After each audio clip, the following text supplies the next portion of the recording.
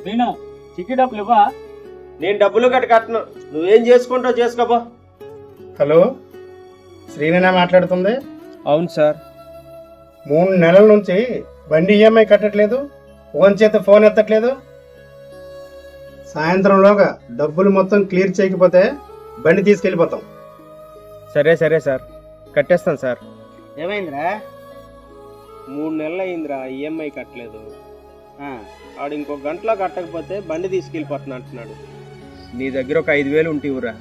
నా దగ్గర ఏం లేవురా, ఈఎంఐ నేను కూడా కట్టలేదు. అన్నయ్య, ఒక 5,000 ఉంటే కావాలన్నయ్య. ఎందుకురా? ఈఎంఐ కట్టలేదు, సాయంత్రం కల్లా కట్టకపోతే బండి తీసుకెళ్ళిపోతున్నా అంటున్నాడు. నీకు అప్పిచ్చేవాడికే కరెక్ట్గా కట్టుంటే వాడే నీకు ఇచ్చేవాడు కదరా. ఆ రోజు నువ్వు చీటీ ఓడికి చెప్పిన సమాధానం వీరందరూ విన్నారు. నేను డబ్బులు కట్టేవను, నువ్వేం చేసుకుంటావు చేసుకో.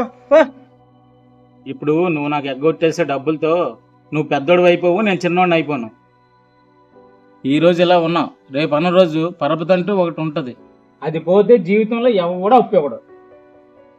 నా దగ్గర ఉన్నాయి కానీ నేను నీకివ్వను. ఆ రోజు వాడికే అలా అన్నావు, ఈరోజు నాకు అలా చేయమని గ్యారంటీ ఏంటి?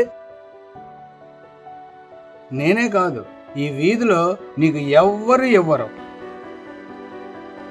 అప్పు తీసుకోవడం గొప్పతనం కాదు, అది సకాలంలో తీర్చడమే సమాజంలో గౌరవం ఉంటుంది.